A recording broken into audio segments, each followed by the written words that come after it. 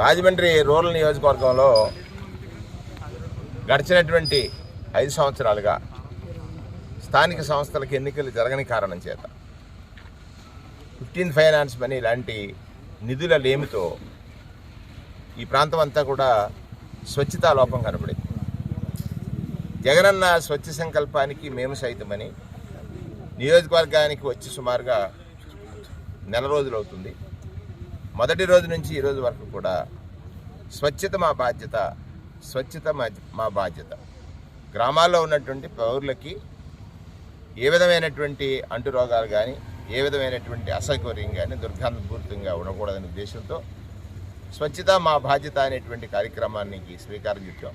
ఇక్కడ అధికారులు అలాగే వైఎస్ఆర్ కాంగ్రెస్ పార్టీ నాయకులు, ప్రత్యేకించి వాలంటీర్ నుండి ఈ గ్రామంలో ఉన్నటువంటి నాయకుడే కాకుండా నియోజకవర్గ స్థాయికి నాయకులు అందరూ కూడా ఇది మా బాధ్యత, ప్రజాసేవకే మేము ఉన్నాం, మా నాయకుడు పాలకుడు కాదు సేవకుడు జగన్మోహన్ రెడ్డి గారు, ఆయన చేస్తున్నటువంటి సేవలో మేము కూడా భాగస్వామ్యులమై మీ సేవలో ధరిస్తామనే విధంగా ఈ నాయకత్వం అంతా కూడా నడుస్తూ ఉంది.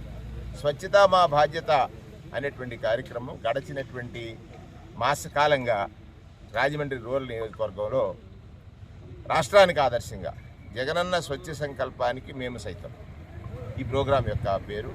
ఇవాళ డ్రైనేజ్ వ్యవస్థ చూసినప్పుడు చాలా అధ్వానంగా ఉంది. సెక్రటరీ గారికి దానికి సంబంధించినటువంటి ఇన్స్ట్రక్షన్స్ ఇవ్వడం జరిగింది. ఈ నిర్మాణం కోసం ఎంత నిధులు అవసరం, వాటిని ఎలా వెచ్చించాలనే దాని మీద, అలాగే ఇమీడియట్గా దీన్ని ఎలా తొలగించి ఎక్కడ వేయాలి అనేటువంటిది కూడా తెలియజేయడం జరిగింది.